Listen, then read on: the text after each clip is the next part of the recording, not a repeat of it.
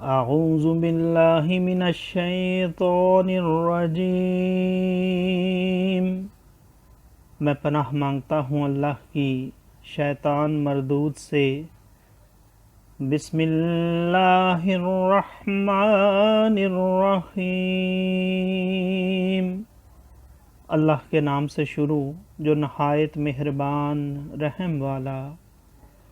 وَقَالُوا لَن نُّؤْمِنَ لَكَ حَتَّىٰ تَفْجُرَ لَنَا مِنَ الْأَرْضِ يَنبُوعًا أَوْ تَكُونَ لَكَ جَنَّةٌ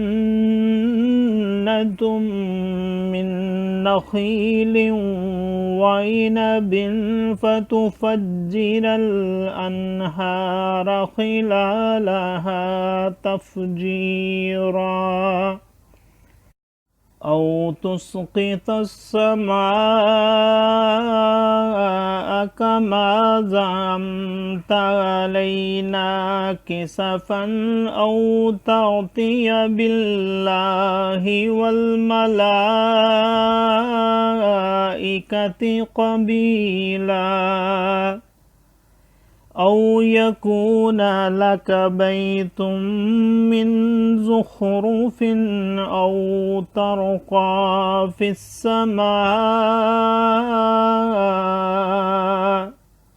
وَلَن نُّؤْمِنَ لِرُقِيِّكَ حَتَّىٰ تُنَزِّلَ عَلَيْنَا كِتَابًا نَّقْرَؤُهُ قُلْ سُبْحَانَ رَبِّي هَلْ كُنتُ إِلَّا بَشَرًا رَّسُولًا۔ صدق اللہ العظیم۔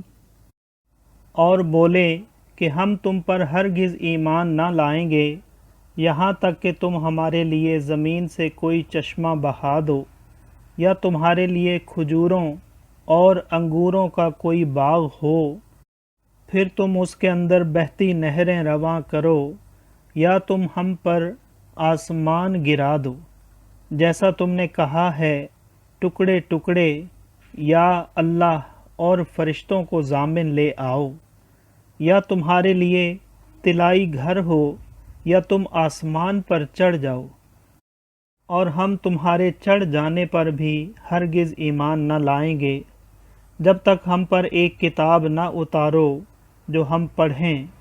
تم فرماؤ، پاکی ہے میرے رب کو، میں کون ہوں مگر آدمی اللہ کا بھیجا ہوا۔ صدق اللہ العظیم۔ معزز سامعین اور حاضرین، آج ہم نے سورہ بنی اسرائیل کی آیت نمبر 90 سے آیت نمبر 93 تک کی تلاوت کی اور ترجمہ پیش کیا۔ اللہ تعالیٰ قبول و منظور فرمائے۔ اللہ تعالیٰ میں قرآن پاک کو پڑھنے، سننے، سمجھنے اور اس کے احکامات اور تعلیمات پر عمل کی توفیق عطا فرمائے۔ دوران تلاوت اور ترجمہ اگر کوئی غلطی رہ گئی ہو تو اللہ تعالیٰ ہمیں معاف فرمائے۔ آمین۔ جزاک اللہ۔